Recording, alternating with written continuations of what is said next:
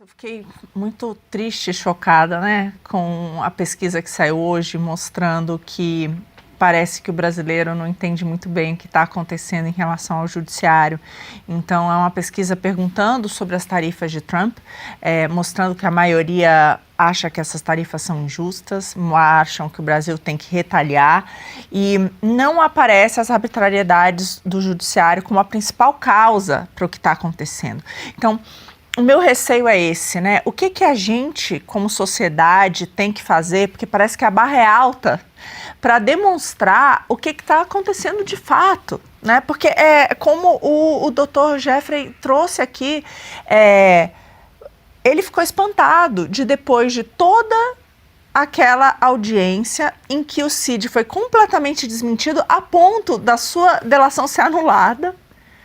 A ponto disso que nós chegamos, ou seja, não tem minuta, o Felipe Martins não estava na reunião, o Felipe Martins não viajou, nem dos motivos que estavam ali. E a imprensa a gente lê e não tem nada disso. Parece que, assim, o que me preocupa é essa forma em que a gente está de... E o Brasil né, que é uma lava-jato, né, de reescrever a história a cada momento.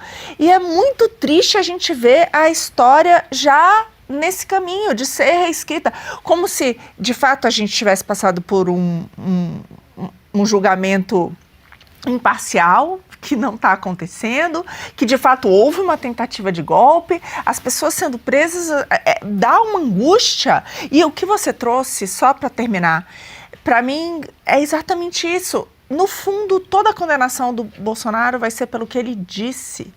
É um atentado grave à liberdade de expressão, é disso que se trata. Tudo que está acontecendo desde 19, toda a perseguição da direita, toda a prisão agora do Bolsonaro, os manifestantes, agora as redes sociais, tudo tem a ver com a liberdade de expressão. E a gente vai aceitar ser censurado assim, calado? Tudo tem a ver, e tudo tem a ver desde 19. A gente teve o inquérito das fake news, liberdade de expressão, fake news. Inquérito das milícias digitais, redes sociais. Também liberdade de expressão. Depois, o inquérito dos atos antidemocráticos, liberdade de expressão. São atos em que as pessoas falam, né? E agora o golpe, um golpe dado pela palavra. Eu nunca vi um golpe ser dado pela palavra, não é? Mas, enfim, parece que agora estamos inovando. E por que isso, Marina? Por que acontece dessa forma? Por uma questão simples. Porque eu não consigo punir alguém pelo que fez, porque não fez. Então eu puno pelo que disse. Porque o que se diz é interpretável. Então, se eu chego e falo aqui, olha, eu acho que o Estado brasileiro é um imenso problema, alguém pode virar e falar assim, opa, ele está questionando, Marcília, questionar, e isso incita as pessoas a um golpe. Tudo pode. A partir da palavra, qualquer coisa vale. Uma coisa é o que eu faço, isso é concreto, objetivo. O que eu digo é possível de ser interpretado de forma subjetiva e, portanto, manipulada. E é nesse lugar que nós estamos. Por quê? Porque não se está tratando de nenhuma questão jurídica. Está se tratando aqui de um jogo político. Nós estamos nesse jogo político há anos. Nós tiramos uma pessoa da cadeia para disputar as eleições e vencê-las e tirar o bolsonarismo da frente.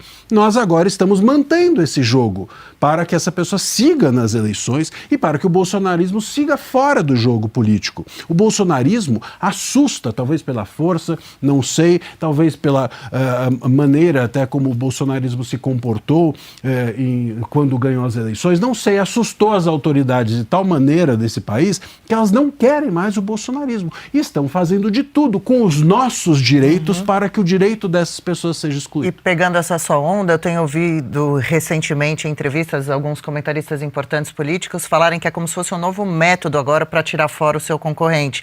Não usa-se o método da Venezuela, de sumir, né, dar um desaparecimento num opositor, também não tem que ficar fazendo uma campanha cansativa, demorada, mais difícil, vamos dizer, em redes sociais, por outros meios, mas usa-se um julgamento como esse, totalmente infundado, toca adiante e depois lá no final fala, viu, vocês viram, foi a justiça que condenou, que tirou ele, afinal de contas, do jogo, foi até televisionado, né? Teve todo um julgamento, mas olha como, né? E aí fizeram um comparativo também com o que aconteceu com o Donald Trump nos Estados Unidos, que tentaram também, através de acusações jurídicas, criminosas, criminalizá-lo, tirá-lo da concorrência aí desse novo recente mandato, mas como a democracia nos Estados Unidos é bastante sólida, diferente daqui, lá não se deu.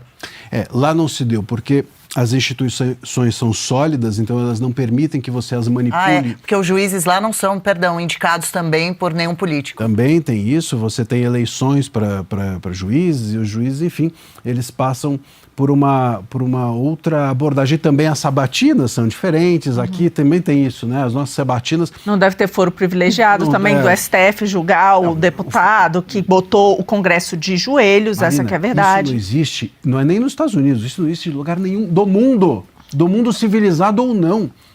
Não existe em lugar nenhum do mundo o foro privilegiado tal como aqui. Então a gente está diante de um cenário que é propício não porque as nossas instituições não valem nada e ao não valerem nada elas se permitem manipular, mas também porque o debate público que se faz no Brasil é muito pobre. E vamos dizer isso. Por que essas versões que circulam, como o Jeffrey falou e você também, Marina, então a gente está aqui diante de uma imprensa que simplesmente diz, não, ele falou, o Cid falou da minuta em relação ao Felipe, e vai isso para manchete, e vai só isso para manchete.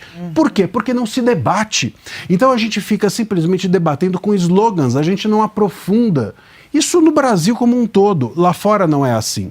Então, como a gente não se aprofunda, vale quem fala mais alto, vale quem diz melhor, vale quem tem... Manipula a manchete. Manipula a manchete, quem tem uma manchete mais potente, com maior alcance, vale, portanto, a força da palavra e não necessariamente o debate sobre a palavra. E veja que nós estamos com essa questão da liberdade de expressão sendo usada para prender as pessoas, nós estamos no Brasil destruindo o debate em si. O debate está sendo criminalizado, não é só a palavra, é a possibilidade de questionar o governo, questionar autoridades, questionar urnas, questionar eleições, questionar as pessoas. Nós criminalizamos o debate, com isso a gente acaba com a política. Nós estamos à beira, realmente, de um lugar que não é democrático. Essa defesa, inclusive, da soberania... Só um ponto em relação a isso, Marcília, que me chamou muita atenção. Lá no pedido do Gonê, ele cita duas coisas. Ele cita de novo a questão das urnas, que, como você disse, é uma questão de opinião, é um delito de opinião. E ele ainda diz, olha, não tem nada a ver, o Flávio Dino questionou, mas o do Bolsonaro que é grave. Tipo, opa! E o outro ponto que ele fala é, ele não desarticulou as pessoas na frente dos quartéis, ficou provado que não tinha nenhum vínculo, a não ser exatamente isso, deles talvez ser visto por aquelas pessoas como um líder. Então você tá de novo, é tudo absolutamente abstrato. E daí que não desarticulou? E se realmente não quisesse ter desarticulado, qual é a obrigação que você tem que desarticular?